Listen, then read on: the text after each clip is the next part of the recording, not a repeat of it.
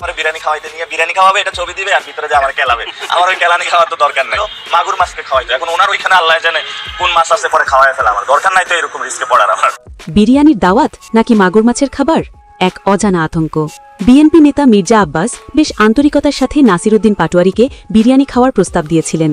সাধারণ দৃষ্টিতে এটি একটি রাজনৈতিক সৌজন্য বা সুসম্পর্কের ইঙ্গিত মনে হতে পারে, কিন্তু নাসিরউদ্দিন পাটোয়ারির মনে তখন কাজ করছে ভিন্ন এক হিসাব নিকাশ।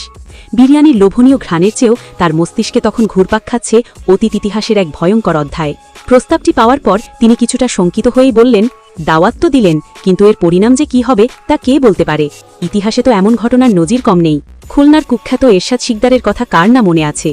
শোনা যায় তিনিও নাকি মানুষকে এমন সব কায়দায় বশ করতেন, আর শেষমেশ সেই মানুষগুলোই হয়ে যেত তার পুকুরের রাক্ষসে মাগুর মাছের খাবার। নাসিরউদ্দিনের শঙ্কিত মন যেন বারবার তাকে সতর্ক করছে। তিনি ভাবছেন, কে জানে, মির্জা সাহেবের আস্তানায় যাওয়ার পর যদি দেখি আমার জন্য বিরিয়ানি নয় বরং আমাকেই টুকরো করে মাগুর মাছের খানা বানানোর আয়োজন চলছে, তখন তো আর পালানোর কোনো পথই খোলা থাকবে না। জেনে শুনে এমন মরণ ফাঁদে পা দেওয়া কি কোনো বুদ্ধিমানের কাজ? তার চেয়ে বাবা নিজের যান বাঁচানোই ফরজ। বিরিয়ানির স্বাদ না হয় অজানাই থাক, কিন্তু শখ করে মাগুর মাছের পেটে যাওয়ার কোনো ইচ্ছা আমার নেই। এই বিরিয়ানি বিলাসের চেয়ে আমার নিরাপদ দূরত্বই শ্রেয়।